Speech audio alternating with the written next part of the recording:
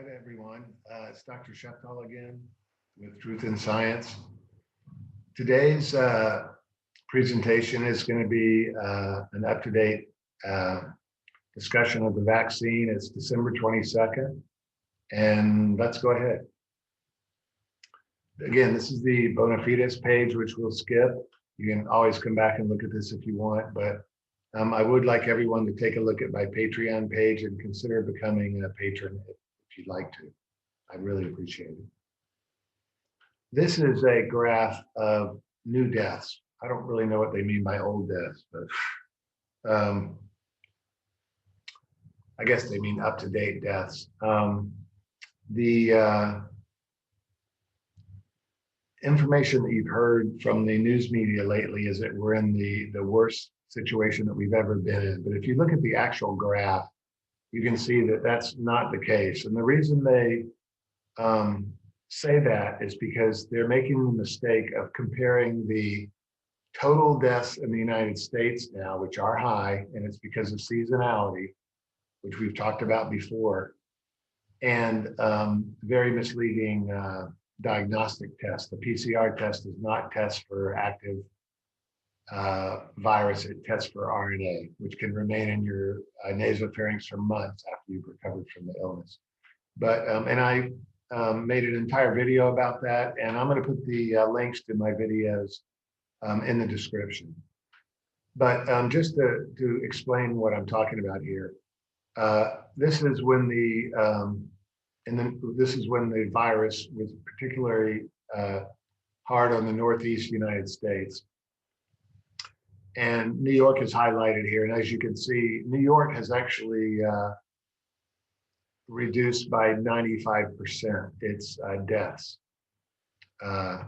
average deaths over a 7-day average. So yes, it's horrible. It's going to happen every season, but it is not the worst we've seen so far, as you can see.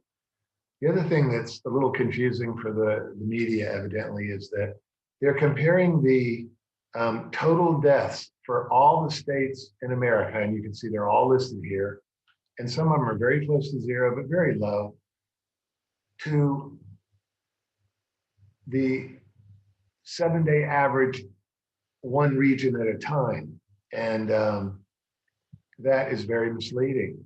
If you were to add up all of these earlier peaks, which were first waves, not second and third waves, they were all first waves for each region. If you were to add up all these, they'd be much higher than the total right now. So it's not the worst we've seen by any stretch.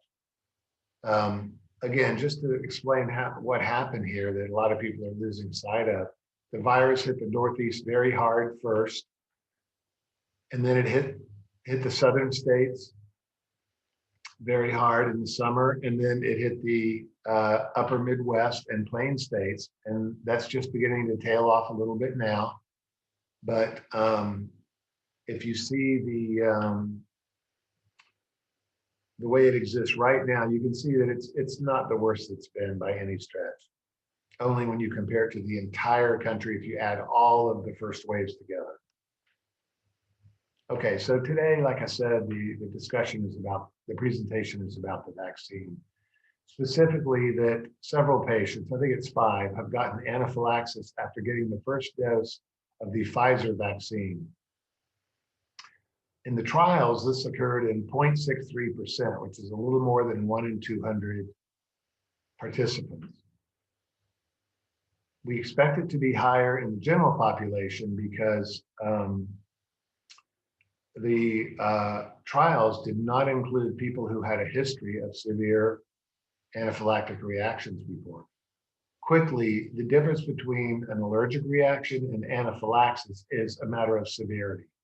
We've all heard of people who get hay fever or other allergic reactions. Maybe they're allergic to peanuts and they break out in a rash and get very itchy and have to take Benadryl or something. That's not what we're talking about here. We're talking about a very severe allergic reaction that causes life-threatening cardiorespiratory changes. So we've talked about the side effects in previous presentations of the Moderna, Pfizer, and Oxford vaccines, and anaphylactic shock was not listed, or anaphylaxis was not listed here, perhaps because they thought the incidence was too low, but I think they would be better off, or it would be better for the public, for them to list all of the side effects and certainly publish the percent chance or the incidence of those side effects. But these are bad, but you want to know which ones are life-threatening. And anaphylaxis is certainly life-threatening, which we'll talk about in a second. Okay, just a quick review of IgE, where IgE comes from, because IgE is the immunoglobulin involved in anaphylaxis. And again, this is a slide from one of the earlier talks where I went over a nice description of immunology from sort of start to finish, a nice primer. But remember, the antigen presenting cell presents the antigen in the context of the class 2 major histocompatibility complex protein to the T helper cell, which activates it. And then it stimulates the B cell to differentiate into plasma cells when it sees the same antigen in the context of class 2 on the surface of the B cell. But the activated T helper, when it interacts with the B cell, releases these interleukins. And interleukin 4, it turns out, interacts with a receptor on one of the plasma cells to produce IgE and IgG. Okay, none of the details here are important to remember, just that the T helper cell plays a major role here. Now, the T helper cell, of course, is not included in this diagram. A little bit of an oversight, but again, they're more focused on what happens to the mast cell, which are these cells here. The allergen, which is an antigen, interacts with the B and T cell combination, like we just described. IgE gets produced by the plasma cells, which get differentiated out of the B cell. And these IgEs, their Fc portion will attach to an Fc receptor on the surface of a mast cell or a basophil, which is not listed here, but that also happens. Mast cell is the most important. And this is what happens when you're exposed to an allergen, the antigen, the first time. It's not too severe, but because of immunological memory, all these IgEs are stuck to the surface of the mast cells. And when the allergen comes along again, the second time or the third or the fourth, and interacts with two IgEs on the surface of the mast cell, a process called degranulation occurs. And inside of those granules are things like histamine, which can cause a lot of problems. And this is a slide depicting the problems that it can cause. You can get severe abdominal pain, nausea, vomiting, diarrhea. We all know about the skin changes, flushing, urticaria, which is the hives that you get on your skin, which are kind of raised wheals on your skin that are red. You get pruritus, which is itching. You get flushing, you just turn red because of all the vasodilation, which we'll talk about in the cardiovascular section here, which along with respiratory are the life-threatening changes that can occur in anaphylaxis. You get, like I say, hypotension because of vasodilation, and it causes your heart to beat faster because the blood pressure gets so low. There's increased vascular permeability, which means the plasma leaks out of the blood vessels and kind of thickens everything in your face and neck. It's a very uncomfortable feeling. You feel like your air passageways are going to close off, and they do. You get bronchoconstriction as a very severe result of histamine, and dyspnea, difficulty breathing, wheezing, and hypoxia. And this can progress into very severe respiratory problems and cardiovascular collapse, which can kill you. So again, this is a very serious side effect, and unfortunately, it can occur within seconds after you receive an allergen, or it can occur within an hour, even afterwards. So This is the kind of thing that you could feel like everything is fine when you leave the doctor's office or the hospital, and it could hit you in the car on the way home. So we're going to talk about the treatment. I'll try not to be too esoteric here, but I really do want you to understand, to appreciate what the doctors go through to treat this. And being stuck on your own somewhere is a bit of a problem. That's why we tell people who have a history of this to carry an EpiPen. And we're going to talk a lot about that in just a second. So what is the treatment for anaphylactic shock? Well, the first thing, you stop the antigen. Stop administering it if that's what's happening. So the people that had anaphylactic shock from the first dose of the vaccine, I hope they're being advised not to have the second dose. It could be a problem, a serious life-threatening problem. But that's up to the doctors, and more information may come out before that, which could change that recommendation. But you certainly would never want to inject yourself with something you've gotten anaphylactic shock from before. That's much more dangerous than getting the disease. So anyway, you have to go through the ABCs of trauma. That's airway, breathing, and circulation, not bleeding. If there's respiratory compromise, meaning you're getting severe bronchoconstriction and wheezing, you need to intubate the patient immediately. You need to really take a sort of a proactive approach to it and take care of that patient in a way that keeps them from slipping away, which can happen very easily if you stand around wondering what to do. And then, of course, we give epinephrine, as you've all heard of before. The trade name for that is adrenaline. And we give it IM first, 0.3 milligrams, and then IV if the patient does not respond to the IM injection. So again, the dose is 0.3 milligrams IM, and you repeat it every 5 to 10 minutes as needed if it's not taking care of the problem. If the patient's on a beta blocker,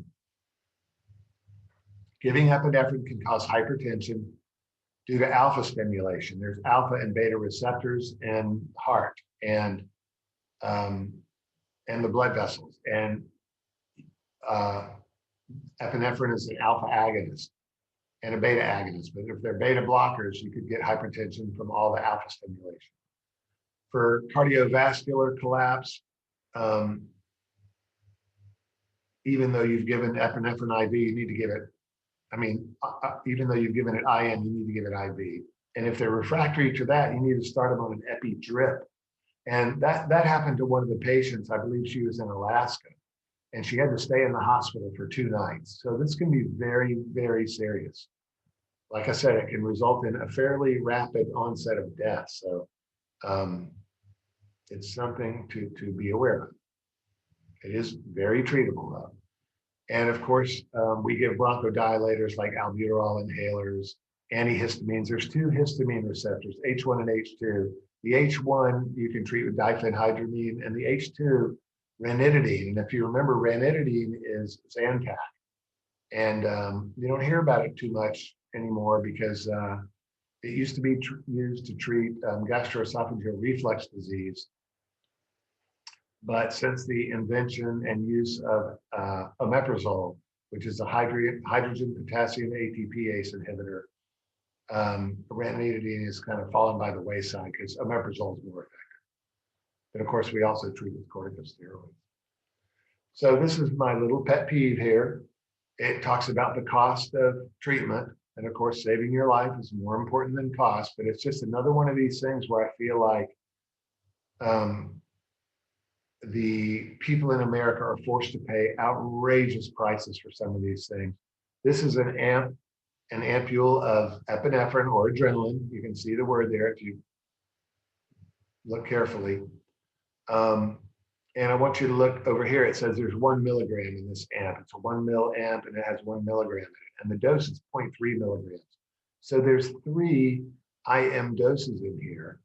And this ampule, I can buy 10 of these for $2. So divided by 20 cents, divided by 3 is 7 cents, is what this costs to treat yourself for this problem. And over here, an EpiPen, which is also a matter of treating yourself, you would stick it right into your thigh, if you were to have the symptoms of anaphylactic shock and you were alone, that's what it's for, costs $650 for 2 EpiPens here. So, wow, that's a lot. And it's just, to me, it's criminal. Okay. Now, again, just so that I went through all those details, those kind of medical mumbo jumbo details about the treatment for this. And I did so because I want people to be aware that, you know, this is a serious problem that can develop sometimes, and it's rare. But when it does develop, it's a medical emergency, and it needs to be treated correctly and proactively to save the person's life. I've only seen a true anaphylactic shock one time in my life. I was in the emergency room. I'm a surgeon, so I don't see this too often. We don't treat this sort of thing, but I was taking care of some surgery patients, and in the next day, someone had a full-blown anaphylactic shock reaction. And of course, everyone was running around taking care of the patient, giving them epinephrine injections, and it's a serious thing. And you certainly wouldn't want it to be happening in the car on the way home or out in a park if a bee stung you or something. So always do carry something you can treat yourself with, and then of course get to the hospital as soon as you can after you treat yourself. But Jake Tapper was interviewing the chief scientific advisor of Operation Warp Speed, and they were talking about the side effects of the vaccine just today. And Jake said that they were talking about the patients who had anaphylaxis. And he said, well, some patients felt some tingling and their heart rate increased a little. But of course, it's much more than that. You do get that when you get anaphylaxis, but one of the ladies, like I mentioned before, was treated properly with epinephrine and so forth in the emergency room, and she had to stay in the hospital for 2 days on an epi drip, like I talked about previously, because the injections did not take care of it. So this is going to be a very, very serious condition requiring a lot of treatment. Again, the chief scientific advisor of Operation Warp Speed is a man named Moncrief Slaoui. He's a PhD and he got an MBA also. He recommended getting the vaccine even if you've had the disease, like many of the experts and TV doctors have done. And I'll tell you, let me just go over some statistics here, because this is something I'm surprised to hear them say. To date, 800 million people have been exposed to the virus worldwide, and we've had 24 reinfections confirmed. This is worldwide. Now, many more are suspected.